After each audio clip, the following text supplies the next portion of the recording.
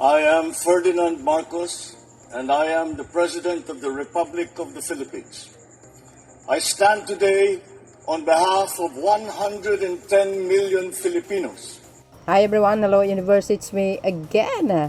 Shout out sa inyo mga kababayan, sa mga Marcos Loyalist supporters, Filipino and OFW. Titingnan nyo guys yung sagot ni Senator Aimee dito.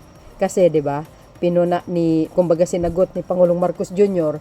yung mga patutsada ni tawag dito ni Aimee Marcos, yung mga nilabas ng video doon sa Senado, sa sesyon nila, na lahat yun puro peke lamang, gawa-gawa.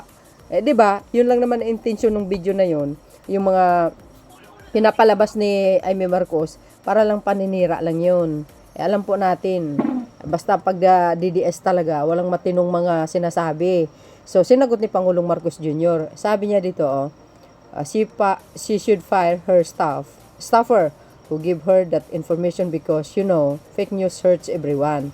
Not only those that fake news is attacking, but also those who are purveying that fake news. Nasupal pa dito si Aimee Marcos, mga kababayan. Kasi yung sinasabi ni Aimee Marcos kasi, in short, walang eleksyon sa 2028. Eh, di ba, mga kababayan, sila lang naman ang gumagawa niyan eh. Walang ibang gumagawa ng ganyan, ng mga klaseng mga strategiya para lang sabihin itong Marcos administration, ayaw magkaroon ng eleksyon. Gusto mapalawak ang term ni Pangulong Marcos Jr., mga kababayan. Yan ang gusto nila. Sinagot nga ni Pangulong Marcos Jr., which is yan, di ba? Dapat kumbaga tanggalin niya yung mga staff niya na kung saan nagpapakalat ng fake news, mga fake information. Di ba? Kasi pag yung mga fake news yan, I think hindi naman lahat naniniwala kasi mayroon din ng mga tao na akala naniniwala. Siyempre, parang nakakasama din ng loob, di ba?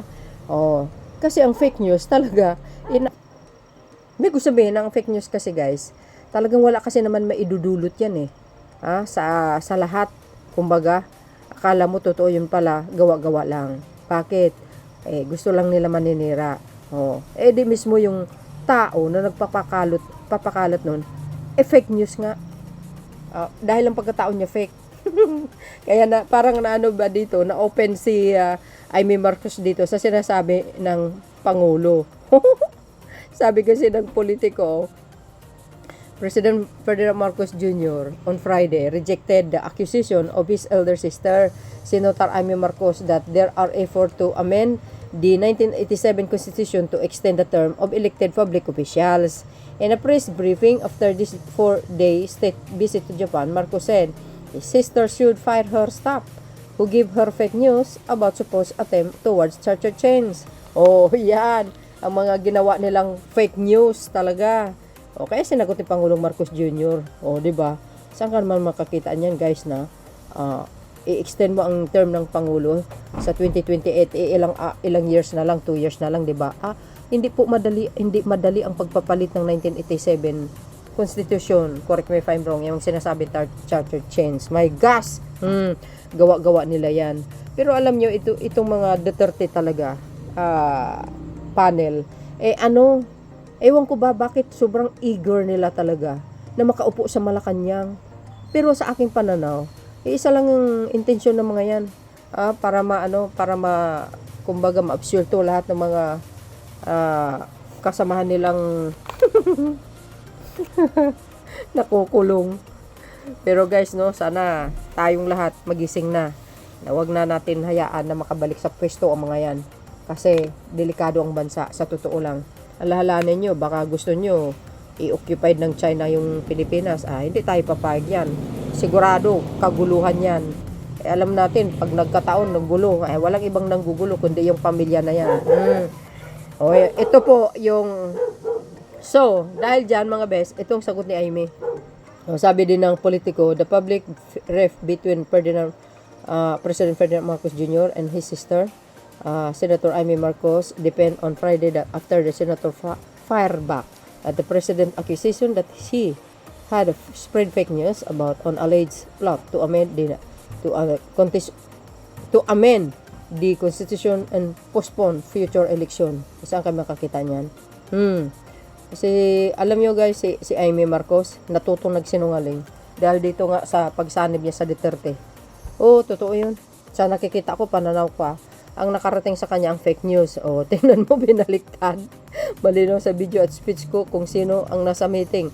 Nasadyang inamin din ng dalawang senador na nandoon. Narinig ba nyo ang pangalan niya, staff niya at sisentahin niya? Oh, 'di ba? Oh, yan ang patutsada ni Amy Marcos.